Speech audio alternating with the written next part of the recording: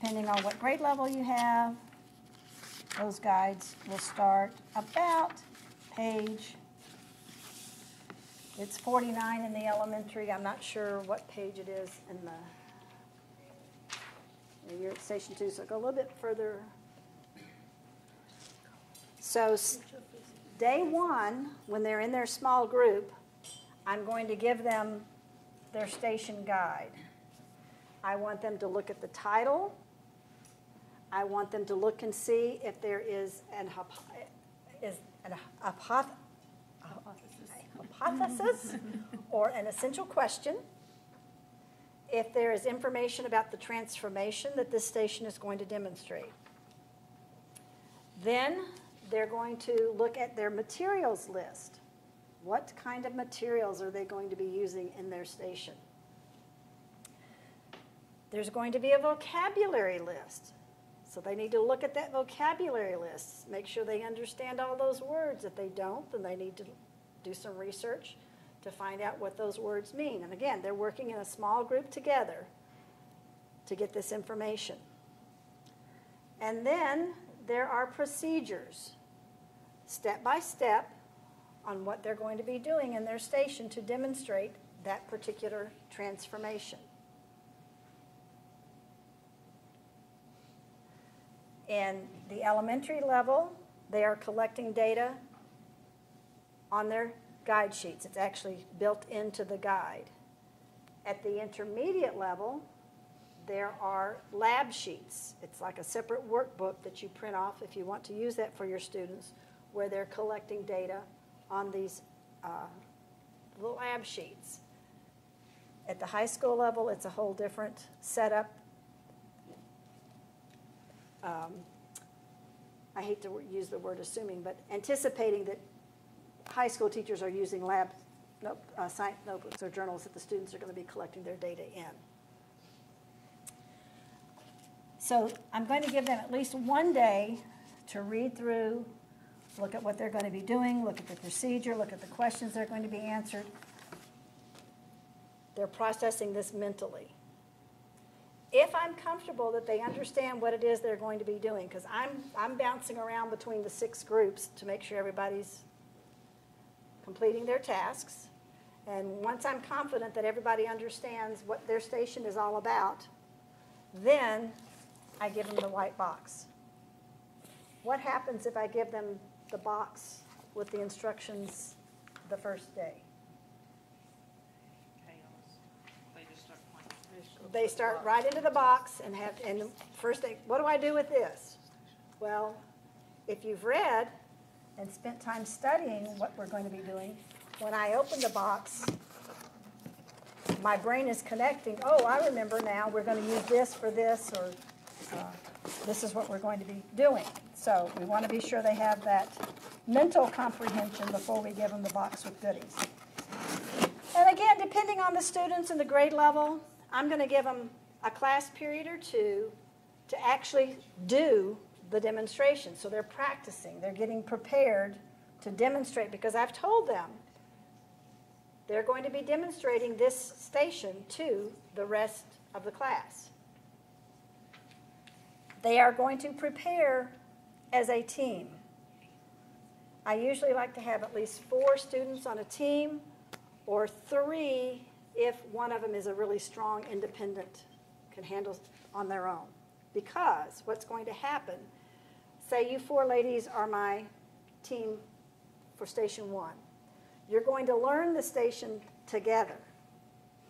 But when it comes time to demonstrate, I'm going to divide you into an A team and a B team. So when it's time to demonstrate to the class, on the first day of rotations, the A's are going to stay at their station, and they're going to be the facilitator. The B teams are going to rotate through the other 5 stations. So if they're teams of 4, 2 to 2, 2 to 2, 2 to 2. So it's small groups rotating through. As a facilitator, I'm going to demonstrate this station 5 times to 5 different groups. I am an expert on this station. Once we've completed those rotations, and how much time you give each rotation is strictly up to you. We typically do 5 to 10 minutes for each rotation. You'll have a better feel for how your students are doing. The next set of rotations, the B's are going to stay at the station while the A's rotate through the 5 stations. So the students have been a facilitator and a participant. As a facilitator, they're not going to actually do the activity. The participant's going to do it, but I need the guidance of the facilitator to walk me through it. So I've heard about it, and I'm doing it. So you've been through all 6 stations. When it comes time to review for the final assessment, I'll divide again, having a 1, a 2, a 3, a 4, a 5, and a 6 on each review team.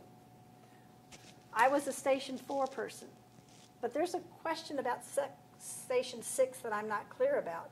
There's a Station 6 expert on my team, review team, to help me clarify that. So again, we're working collaboratively to make sure we all understand all of the transformations. So the students are taking responsibility or being given the responsibility to help make sure we all understand what these transformations are.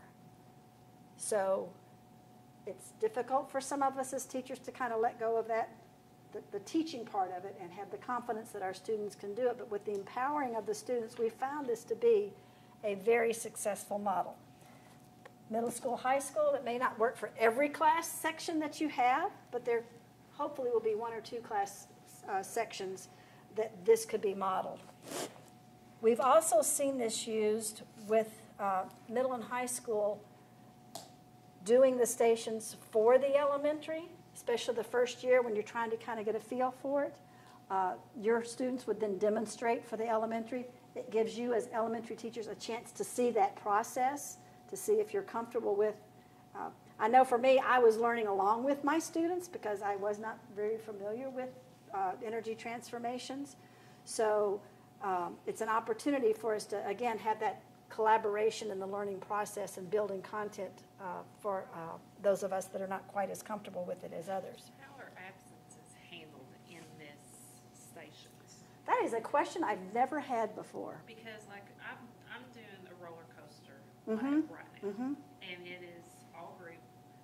Everybody's, and I'm the one. I explain. They go through, they read, then we have discussion, and then once they start, unless they have an equipment issue, I'm It's no done. longer. I'm Out of the just picture. it. I'm Yeah. not there. They're allowed to help and work with each other, but they cannot ask me for help unless it's an equipment problem.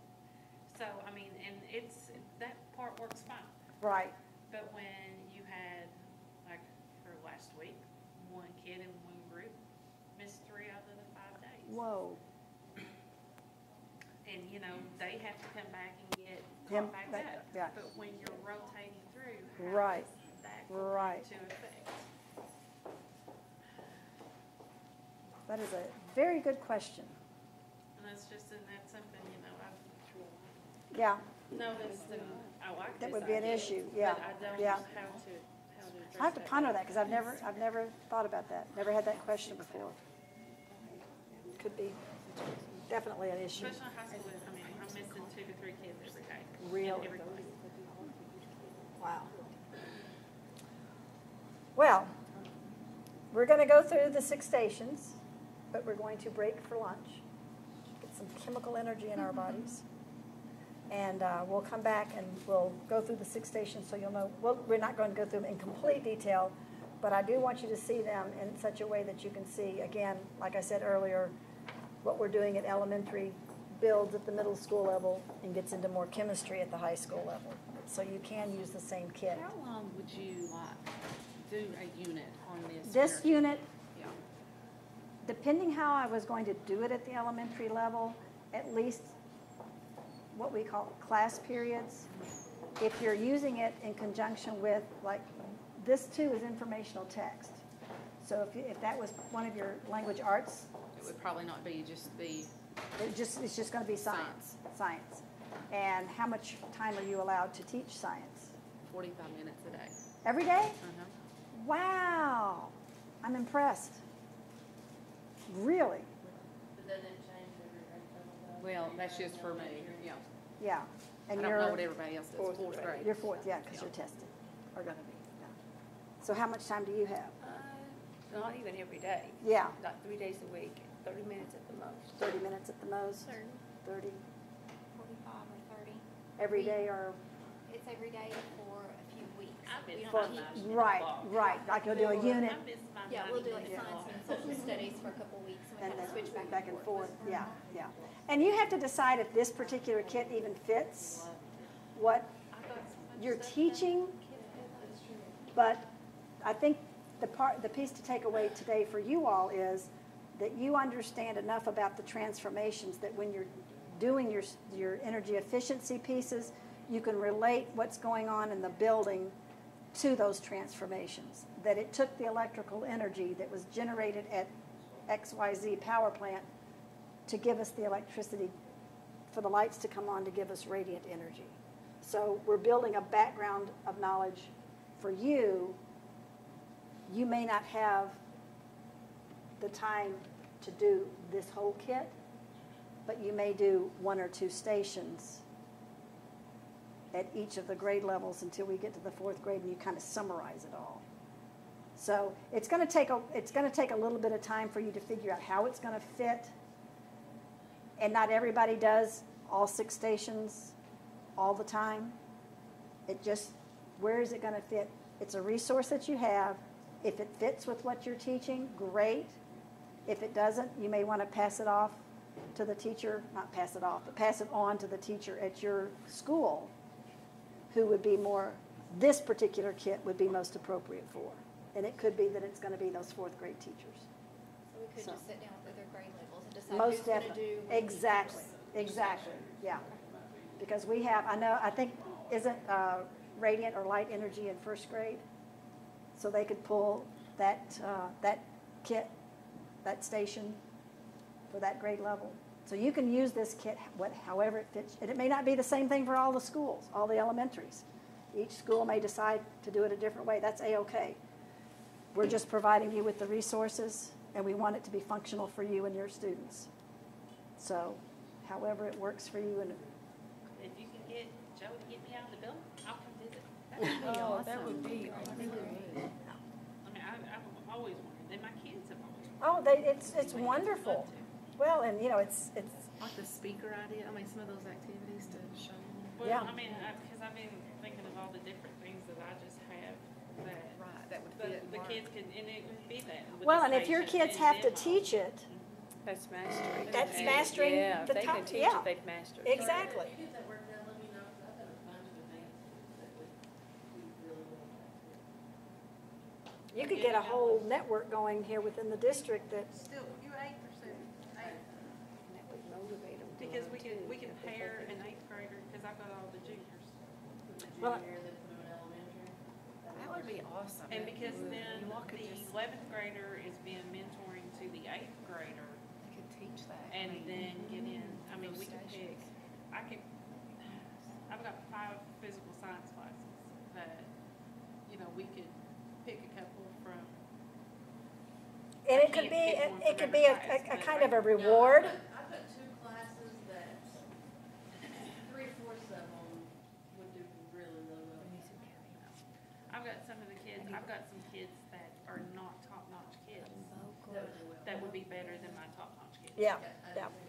yeah. I'm glad you recognize that. Not all people Because, recognize that, yeah. You know, But yeah, if y'all could have partner schools, that, We need to sit down and make a plan and how to approach it the best way We can, and pull in theatric. we can get Mountain Telephone to sponsor us. he just did that. Wow, is that not Well, and the idea too, that you're building the science content that's going to build into the efficiency piece, that the whole idea behind this is to getting the students engaged in being more efficient in the building.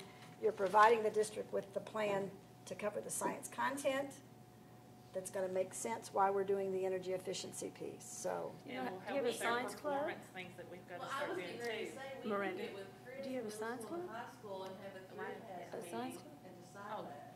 Yeah.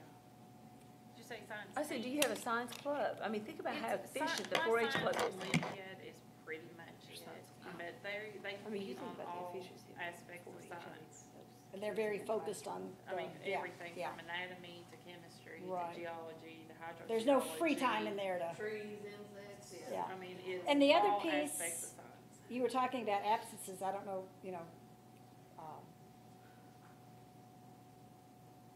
sometimes the motivation to do this extra piece would be that you have limited number or no absences to, as a Well, I mean, prep I have piece. 160 kids a day, and I'm sure they have at least 15 to 20 absences. So you're making up work all the time, or they are. I'm not a homework, Well, I mean, not Yeah. homework necessarily, but but Content. that's their responsibility. Right, They don't yeah. come to me for missed work. You know, I can't do it. See, I started that in 8th grade. you all are doing a great job. Well, and that's preparing them for the workforce, because When I the tell boss them, is not yeah. gonna come back and say, And oh, if you it- missed this, it's coming, Only thing I let them really make up is is a test. yeah, You know, if you can't figure it out, you can't come and ask me. You know, wow. and even I still won't baby them if I've got one that They don't need to be babied, no. you know. Thank you. Be responsible. That Be I started that in responsible. 8th grade, so I start weaning for you. I can't stand it. Yeah. Can't stand Well, we'd love to, once you kind of start getting in this and maybe doing little competitions and stuff like that, anything like that we can video and, you know, be able, we want to get permission slips from their parents for sure. But it would be great, because this, again, this dashboard is going to be web enabled, is going to be a platform for us to share the really cool things that your kids do. And as we promote this nationally in the region, other schools might get excited and call her and say, hey, we want to do this too. Or other schools may want to say, well, we want to compete, or we want to, you know, work together. And so there's a lot of things we do. You That's talked like about- years ago, the elementaries used to do like the science fair, because I would take a couple middle school students and we would go and judge. Well, they have this thing that I wanted to do, and my kids wanted to do, and it's S Cubed. It's Super Science Saturday, and it's kind of like an expo. That on one Saturday, it's all aspects of science again, and it's open to the community. And they come in, and it's a time, and it would be a time to do this type of stuff. And they said no, it never got anywhere. Well, that was kind of on me. Okay. I'm kind of a busy. Well, that's a great thing, Yeah. because the purpose behind this $100,000 or $90-some-odd-thousand grant is to educate not only your kids, but educate the community and how to get businesses to start thinking the way your kids are doing, and kids influence decision making. We have replenished with what form of energy? Chemical. Excellent, very good. All right, so what we want to do now is to go through the 6 stations so you can get an idea of what the station is covering and what's in the kit for each of your grade levels, elementary, middle, and high. So I'm going to ask the 3 of you to work together, and then the 3 of you to work together here. We're going to do it all together, but that way you can see what's in the boxes, and we'll walk through. So if you'll find Station 1 guide at your grade level.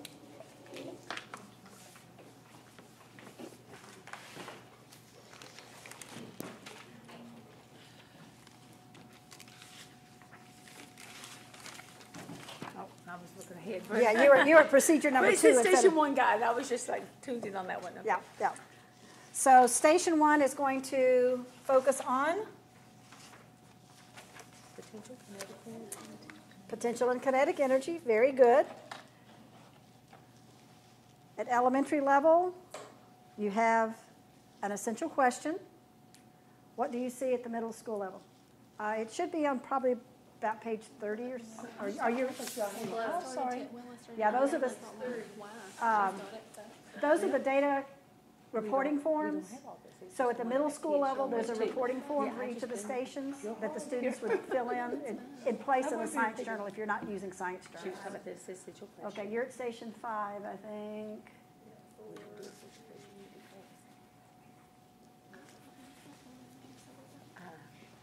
Those she said this will come with our kids. Yeah. So high school also, what's the essential question for elementary? Elementary was just what happens when You you drop drop the it. spheres. When you drop the sphere, so they're focusing just on that first demonstration. Middle school, what's your essential question? What forms of energy are demonstrated when you bounce a ball, and what energy transformation occurs? All right, and then at the high school? Mine goes to what the composition of the material, how it affects the dissipation into the dropping of the spheres. Okay, so what we have in the kit are 3 different spheres. And we call them spheres for the benefit of the middle schoolers who, if we have happy and sad balls, they're not real happy. Yeah, we don't say Gets the giggles going, yeah. So, You do, at the middle school level, you think about what you're gonna say before it comes out of your yeah, mouth. if you don't, you're in trouble. If you don't, it's gonna, yeah. So, and feel free to take things out of the box. But we have the Super Bowl, which is going to be pretty obvious, the Super Bowl. And then we have 2 others that, with visual observation, basically look the same. And they're going to be using a meter stick to measure the rebound when they drop it either at the floor level or at the desk level. So hopefully you will all have a meter stick in your classroom to use. You would do this individually, but for our purposes, I'm going to drop them together. And can you guess which one's happy and which one's sad? The sad one does not bounce. Now, it actually bounces better in here than it usually does. Yeah, that's how it usually bounces. So, my first observation is it bounces different on that plastic tabletop than it does on the hard floor. At the high school level, I might, why? What's the difference? Typically, this one will the sad one will bounce about a centimeter. And then what the students are going to do is to demonstrate how thermal energy will impact the rebound. Is it going to change? And what they will find out is when the sad sphere is heated, the molecules move faster and it will have a greater, it's never going to bounce as high as the happy sphere or the super ball, but it will change when it's provided with that thermal energy to heat it up. At the high school level, they'll go into more of the composition of.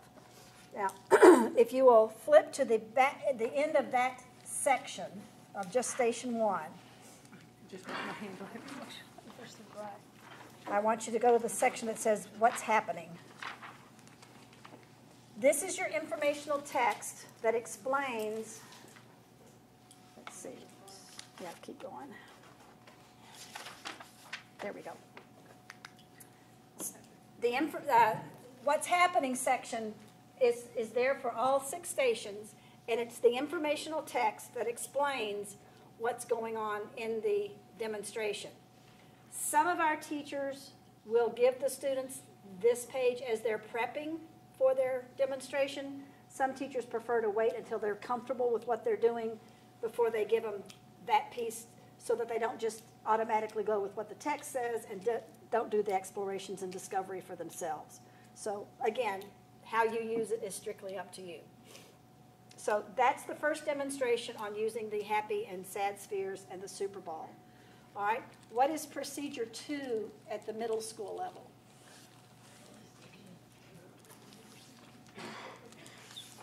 Spheres in hot water. You're supposed to record out. Procedure 2? Oh, no, sorry, wrong one. I don't- Word, how high the Super Bowl rebounds and any other observations. I was looking I at was part thinking two. it's in section, Yeah. the balloon. There should be a part 2. With the car. Yeah. Oh, yeah, right there, number 2, report how high. No. Part Oh, 2. okay. Part 2 deals with the toys. Now, the data collection in part 1 is going to be different for each of the grade levels. So we're going to, at the elementary level, we're doing the 3 demonstrations and doing the average, and then at the middle school level, a little bit different, and at the high school level, they're actually doing some diagramming of the reactions with the happy and sad spheres. In part 2, we're using toys. What toys are we using? Toy card, yo-yo, balloon. We've got balloons, we've got a yo-yo, and we have a toy car. say go about 4 pages over. Go a little bit more. What is, let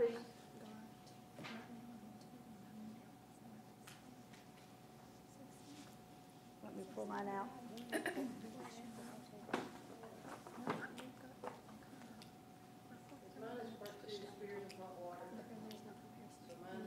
Okay, so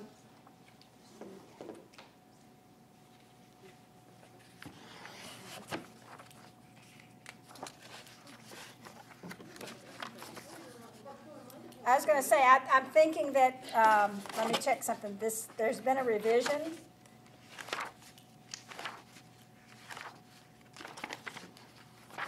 Get to the right page here.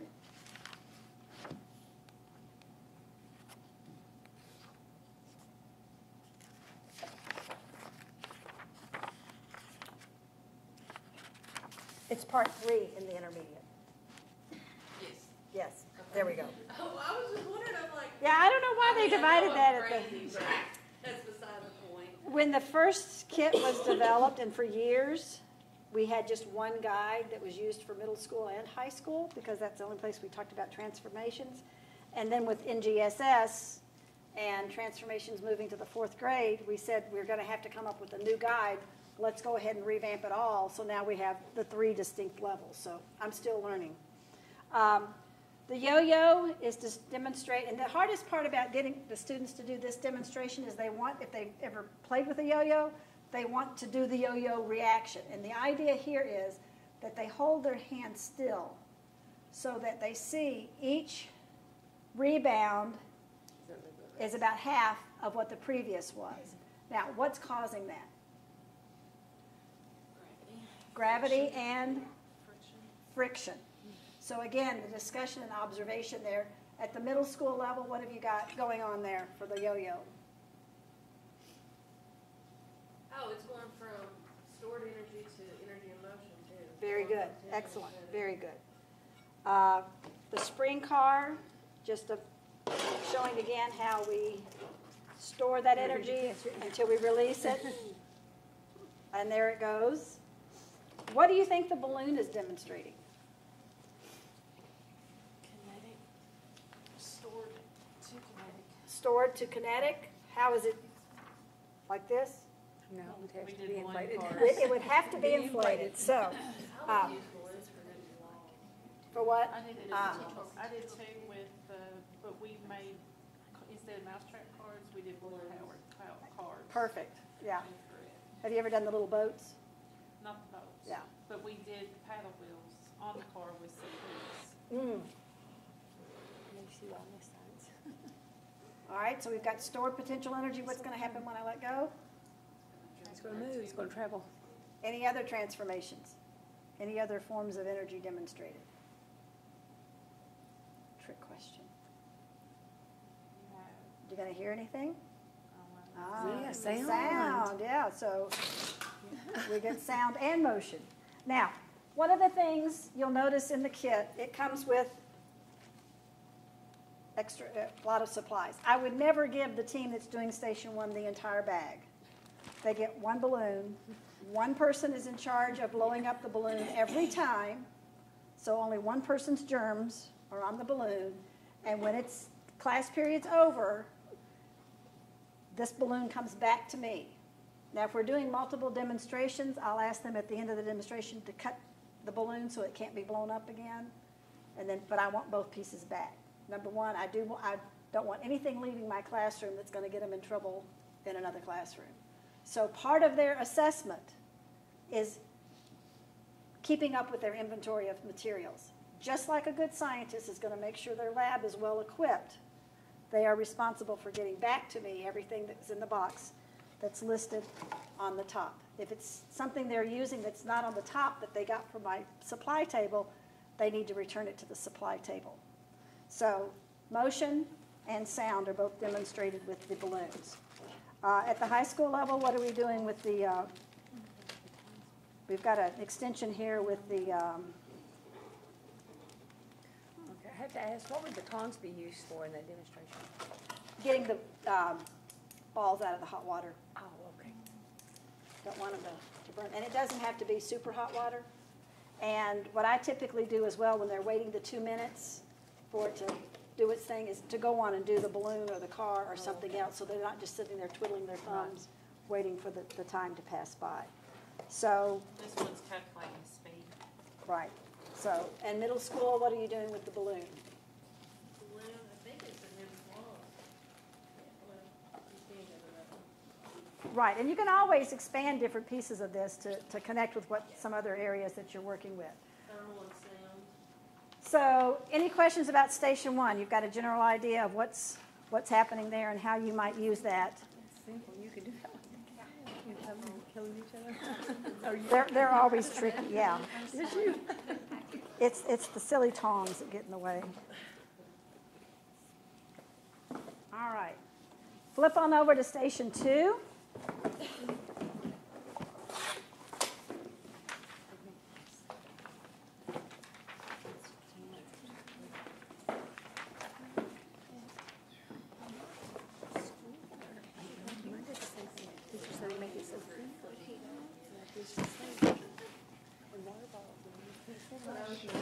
All right, Station 2, what is our focus?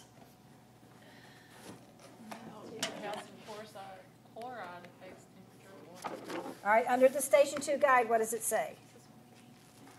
Endothermic and exothermic processes. Endothermic and exothermic reactions. Endo does what? Takes in, and exo gives off heat. So there's several different demonstrations here. One is going to be with the baking soda and vinegar, and that one is a whole lot of fun because the students typically predict that the temperature is going to increase because they're used to thinking of what? Volcanoes or explosions, and they're going to find that. Now, we don't provide you with the vinegar. That's one of the things you're going to need to collect. We do give you the hand warmers and the calcium chloride and the baking soda. Yeah, we could use those right now, couldn't we? We also give you the little cups for measuring and a beginning supply of plastic baggies, but I usually get mine at Dollar Tree and just keep a bag there. The one thing you're going to need to be sure the students pay attention to is what's in the hand warmer. What is it going to do when you expose it to oxygen? It's going to get warm. There's a reaction there. Do you know what's inside the hand warmer? It's iron filings. And what happens when you expose iron to oxygen? What process starts to take over? It's an exothermic, but it's oxidation. Yeah, yeah. So when you have iron filings, you have, again, like we did with the sand, and you had more space for the sand, you have the smaller pieces of iron. This is what happens when the hand warmer is done doing its thing. So this is in the kit to show the students once it's quit producing thermal energy, because it'll stop after a period of time once it's completely oxidized, it's going to look like this. So make sure they don't throw this away.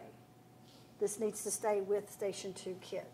But what they're going to do is actually take apart one of the hand warmers so they can compare what it looks like fresh as opposed to when it's done its thing and it's no longer heating. So this is one of the examples of an exothermic. The calcium chloride. Endothermic or exothermic? Exo. It's going to give off heat. This is talking about the slurry and stuff getting ready for snow. It's essentially what we can use for melting ice and snow in the winter, just like rock salt. Be careful with that one because when the students check the temperature, we have had it get over 100 degrees before. So it will heat up. So you want to be sure that and that's another reason why I think this process works well. The students that are demonstrating this are aware of that and know to be careful, whereas if the students were coming to this station with no prior experience, they'd just start mixing stuff and not realizing, oh my goodness, it's getting really hot. Make sure you have not the super thin plastic bags because I've never had one melt, but when they get pretty hot, they could. Yeah, maybe use a freezer bag, yeah.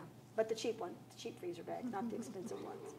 But those are just a couple of precautions for Station 2 as far as mixing the calcium chloride. But like I said, the MSDS sheets are in there if you're required to have those on file. The high school level, you're getting more into the chemistry of what's in each of those and how they work. So that's our endothermic and exothermic. Station 3. Station 3 actually has 2 boxes. And what is our focus in Station 3? Radiant energy. And radiant energy is light and X-rays and radio waves and all that. So this is where your students are going to actually get to see a small little solar panel. And they're going to be looking at, you'll need a desk lamp or something to use as your artificial sun, unless you have a nice sunny day when you're doing this. But with the classroom demonstrations, usually a desk lamp. I have found the ones that clamp on for less than $10, and they work pretty well. But go ahead and take a look at the little solar panel. You're going to have, the students will have to assemble the alligator clips on the back. We might get a little bit of reaction in here, but I doubt it today. They didn't do. But there's a little motor, and there's a fan, and there are also some little discs here, and some behind the fan. Let me see if I can get it out without making too big a mess. Some little cutouts. If the students want to cut these out and put them on the disc, what's going to happen is when they're getting the electricity, when the solar panel generates enough electricity, the motor will spin and cause either the fan to spin or the disc, depending on. You don't have to use these if you don't want to, but they're there if you'd like. But they're going to test the angle to see if they get as much motion with different angles of the sun. They're going to be doing some checking the temperature in shade and sunlight to see if it makes a difference in the same space, but one's shaded and one's in the direct sunlight. And then you also have, in this particular station, a radiometer. And a radiometer is a partial vacuum, and when exposed to radiant energy, we'll see if we can get it going. Yeah, it is. Oh, come back this way, a little bit. I think it may be No, me just wherever jiggling she it. just started moving real good at one point. It looked like it was going to go. Yeah. But you'll notice the veins are black and white. So what do you think's happening inside here that would cause the veins to spin? Black is absorbing the light. The black is absorbing, the white It's is, uneven here. Yeah. so it's causing the spinning of the. So they always get a kick out of. Yes, is that one? Oh, yeah. Whoa, good job. Get yours now, Loretta. We're going to get it going. We want it lit. We want it lit. Mine's about dead. You've got a charger in Oh, yeah, okay. there. It's not. It reacted there for a little bit, didn't it? I guess. But there are different observations the students can make with the radiometer. And again, angles and distance from the light source, et cetera. You get more than one lesson out of that. I Oh, mean, like oh, you said, just yes. getting into it, light Yeah. absorption and like you said. I could even teach the weather off that. Couldn't you teach the weather? You could. So that's Station 3, looking at radiant energy. Surface causing the wind. And again, part of the idea behind assigning the students a station to learn is they're responsible for the equipment. So they're not, don't let your classmates mess with it, because if it gets broken, you're in trouble. All right, Station 4, what's our focus?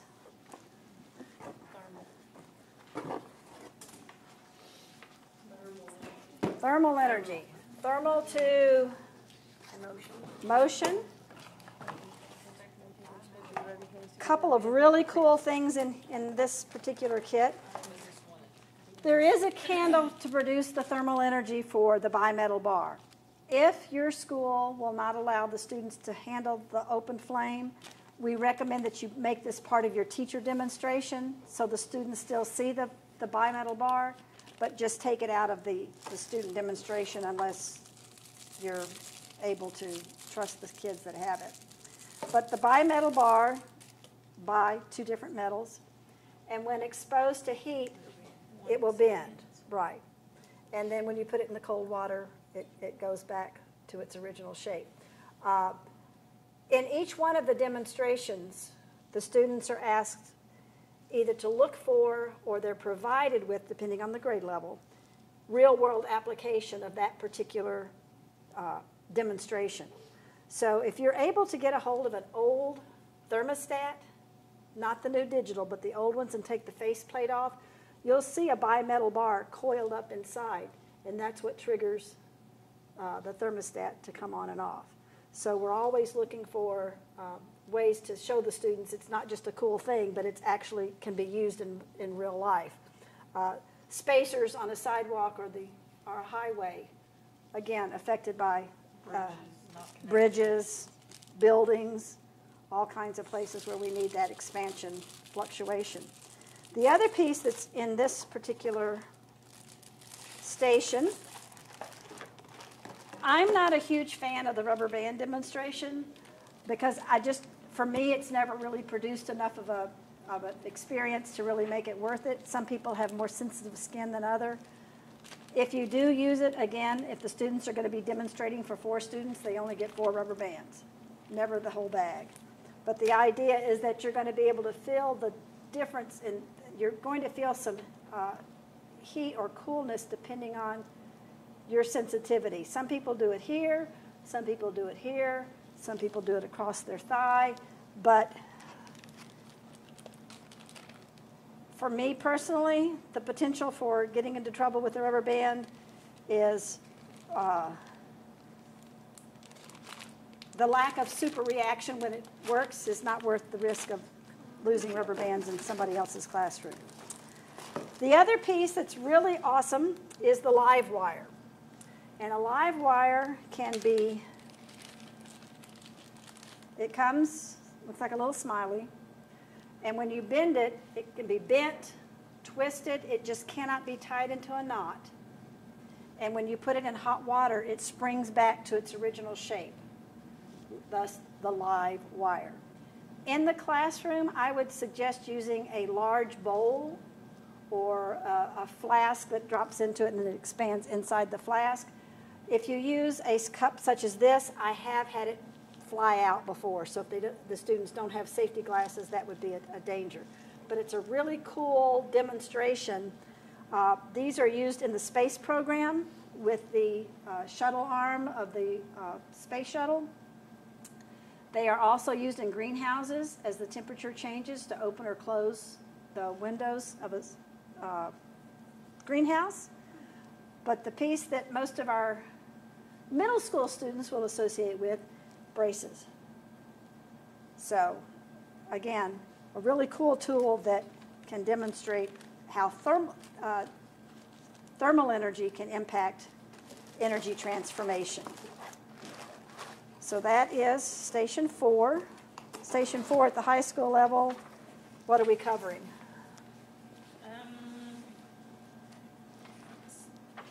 Still just how does the thermal energy affect More, each of these? okay. That's all a lot of house. And then Station 5, our focus is chemical energy. And this one, the students are going to use, one of the demonstrations is using an apple to produce electricity. So they're going to use the meter, the alligator clips, and there are different metals in here that they're going to use. Copper is an acceptor or a conductor. Which one is it? It's the conductor. You have the metal. They're going to test different depths into the apple, different size. You've got this thin copper wire. You've got a thick copper wire. You've got a thick nail, a thinner nail, and then a thin wire. So all kinds of different. They're going to measure depth into the apple, and then what happens when the two touch? What do you think is going to happen? It's a short circuit. So there will be nothing on the meter. So there's all kinds of cool things they can do. And then typically, the team that's doing this, we tell them to use an apple. Then they start thinking, well, Ms. Reagor gave me a red apple. What if I use a green apple? Is it going to be the same? Or what if I use an orange or a carrot? Or what else can we use to demonstrate? Are they all going to have the same reaction? So there's a lot of extensions with that one. And then you can use a lemon. Yep. And then you can put salt on the lemon, and then you can get the best electricity out of heating up the lemon. We put the lemon in the microwave, and Yeah? you got more voltage than a battery. Oh, wow. Really? After the salt or no salt? Was I it don't just think the there was no heat, or was salt. it this I think heat? it was just the heat. Just the heat. We ended up How long did you heat it up for? enough to get it just 15, Warm? 20 seconds. Oh, We stuck it okay. in the microwave, and we put it into 8 slices. Okay. And we got some, we connected the Oh. wires, and then got it hot, and really, really, really got some bolts coming out of it. Cool. But we had no clue that heating It would. it I up. wouldn't have thought that either. Well, that's a good extension. Try to remember that. We, Some kid just said, "What if?" Right? yeah, I can't, it's been 4 or 5 years ago, so I don't, we just. But that's something we again had again. one of those opportunities in science to say, "What if?" and let's give it a try as long as it's not dangerous. Let's see. We'll find it.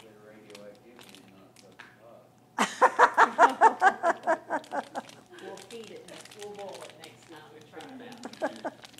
Put it on Facebook. There you- I'll take it. Glow sticks are part of this station. Glow sticks, all the kids are familiar with. But the science behind it, the chemicals that are in the glow stick, they're hydrogen peroxide and an ester. And I'm not going to be able to rip it with my fingers. But it's not until the two chemicals are mixed that we get the radiant energy. So we have stored chemical energy producing radiant energy. And I know years ago when these first came out, and the kids typically got them at a carnival or the circus or someplace, and the people selling it would say, well, be sure to put it in the freezer when you're not wearing it. But there was no why behind it. And one of the big things about our program, we always want to be sure our students understand the why behind it. Why is this happening? Why is this the result?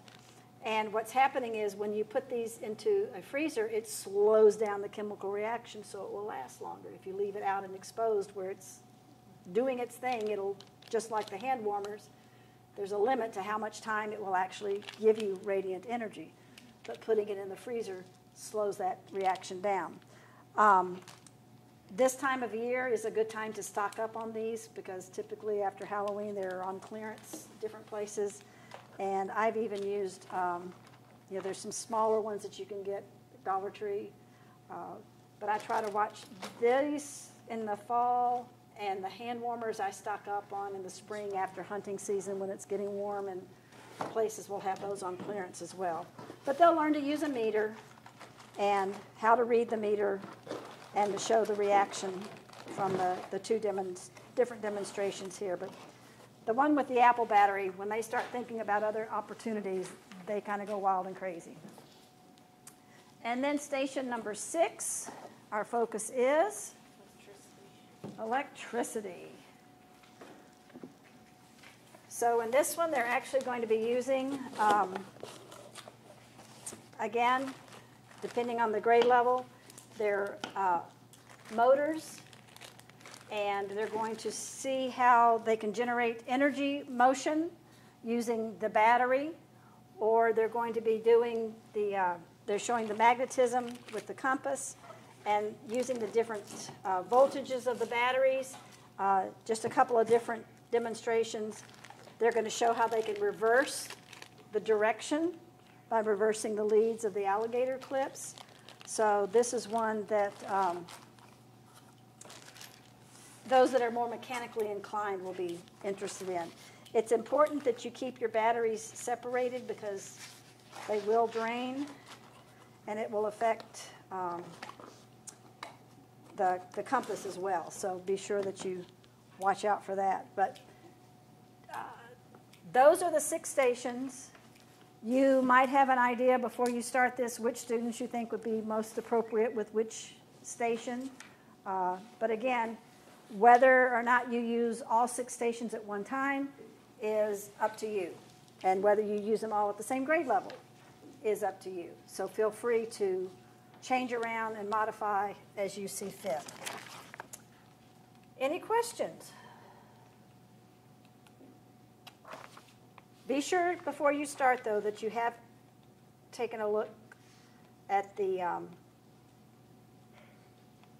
list of supplies so that you have everything you need before you start giving the stations to the students.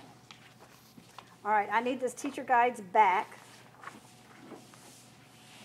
There is a glossary in the back, so any of the words that your students don't know for their station, they do have the opportunity to look at the glossary in the back. And I'll get this kit all put back together before we leave. All right, so just as a quick review.